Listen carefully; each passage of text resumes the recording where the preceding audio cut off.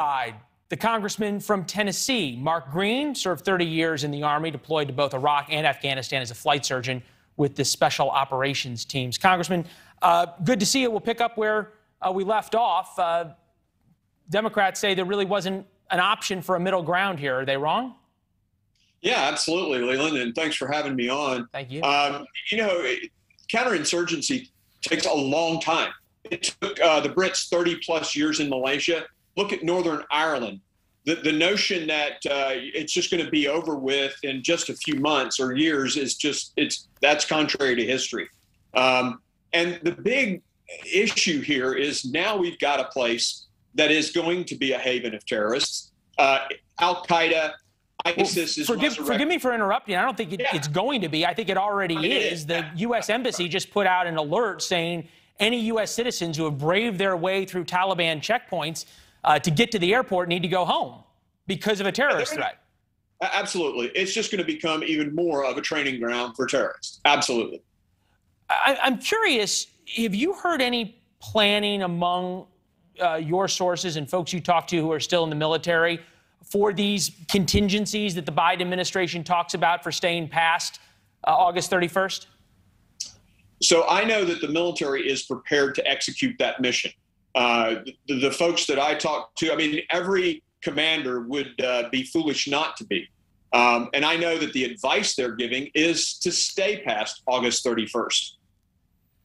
We're hearing these sort of quiet rumblings of blame the generals for this debacle, and that they weren't prepared, they didn't give good advice, there weren't good enough contingency plans, they made the decisions, the generals, to withdraw from Bagram, etc. Does that jive with the classified briefings you're getting? Well, obviously I can't share what's in a classified briefing, but it doesn't jive with what's been said in the open source information.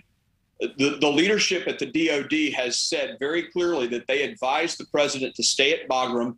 He compelled them. He pulled a number out of thin air. He wanted 600, troops. So they went down to 600.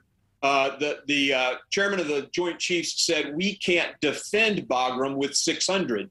So, yeah, they closed it. But it was because the president set a cap on the troops arbitrarily. You've had a lot of roles in your life.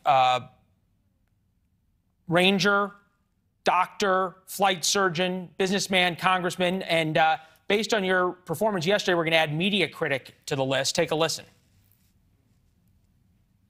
This president has been asked to stay in Afghanistan, to support our NATO allies who came to that country on our behalf because we were attacked.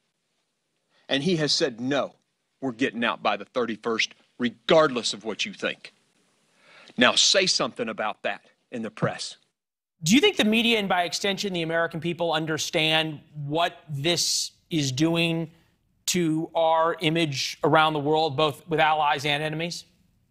Yeah, I think so. And I was pretty emotional there after discussing the loss of some friends in Afghanistan. I was asking them to make this point, but interestingly enough, the media has hammered Joe Biden.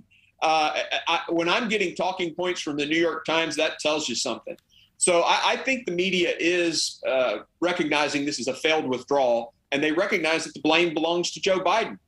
It's emotional for me, though, the issue about NATO, because, I mean, I took care of British SAS troops who were doing a joint mission with us in our nation's Tier 1 unit, and we had 4 wounded guys. I took care of them. I did missions with these guys. For us to turn our back on them when they're asking us to stay, they came to our aid, it infuriates me.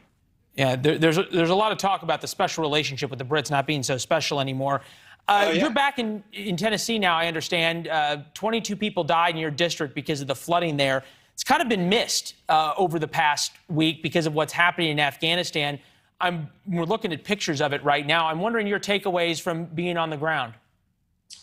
Yeah, so I was out on Sunday right after it happened, and then I went back out there today. And Sunday was the point was just the devastation and the heartbreak. Today was this unbelievable response, really, from across the country. I was on the phone Monday with the leadership at Walmart. They showed up. I mean, all over the state of Tennessee, volunteers, 400 or 500 volunteers there right now. It's amazing to see just how Tennesseans come together to take care of one another. And that's very, very heartwarming. But there is devastation there, and the stories are just so sad. 22 people dying is stunning when you think about it. We both know the power of water, but was this predicted, or was this a failure of warning? What happened? It was 17 inches of rain in basically 20 hours, which is unprecedented. But the wall of water built upstream and just came, you know, it rose literally feet in just minutes. Yeah, the video is stunning. Well, I know that your district's glad to have you back there advocating for them and getting some FEMA money as well. Congressman, good to see you as always. Thanks, Leland. Good to see you. All right. When we come back, you really have to see